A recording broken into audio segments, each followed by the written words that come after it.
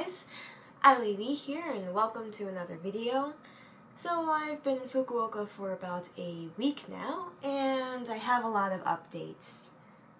So first, as many of you guys know, I lived in Tokyo last summer for 2 months and I have been slowly sharing what I documented during that time via YouTube.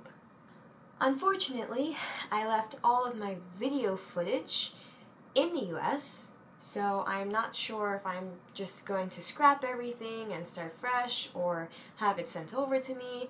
I'm not entirely sure because I liked a lot of the footage that I have, but it does seem a little outdated now. It's been basically a year. Second, I have been pretty busy. I came to Japan this time to be an English teacher at an English language school, and these first 2 weeks have been dedicated to training or learning how to be an English teacher. At first, even with my education background, I did feel nervous and a little overwhelmed about how much I had to learn to be a successful teacher. But now that I am almost done with my training, I do feel a lot more confident and comfortable. And I do think that I have mastered the English teaching voice. Okay, class, please open your textbooks to page 174.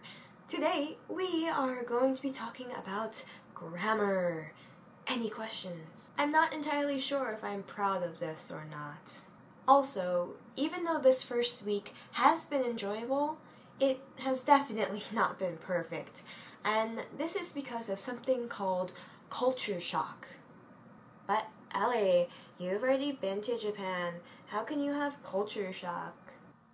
There are 4 stages to culture shock: honeymoon, culture shock, adjustment, and acceptance. It seems that my first trip to Tokyo took up all of the available time of my honeymoon period.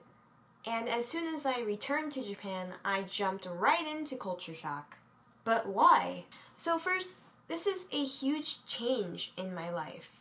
So I am pretty young. I just graduated from university, and instead of finding a job around my neighborhood or something, I packed up everything and moved halfway across the world to a country where I can't communicate in my native tongue. Second, I do already miss some of the things that I was able to experience at home. For example, my family and friends and hobbies, etc., things like that. And third, probably the biggest reason is that I don't have a home. I am currently living in a hotel just like all of the other trainees. So after work, I come home to this. Alright, home sweet home. We have a bathroom to the right, and that's about it. I just want a dresser. But at least I spent lots of time in the kitchen preparing my dinner.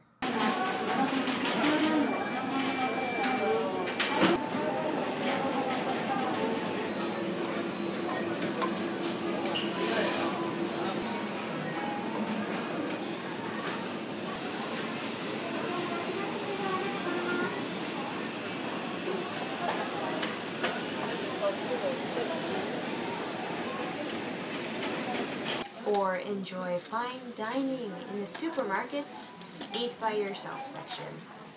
Of course, some of those things are exaggerated. I just want to say that out of all of the forums, the blogs, and the videos that talk about becoming an English teacher in Japan, none of them really seem to talk about culture shock, or even sadness and maybe a little depression. And if you do choose this career path, culture shock will most likely happen to you.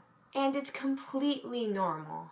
And if you find it happening to you, just remember that eventually you will begin to love your new home. Just keep an open mind, find some friends, and maybe a few favorite activities. And don't forget to use social media to contact your friends and family at home. So I hope you enjoyed this video. See you next time.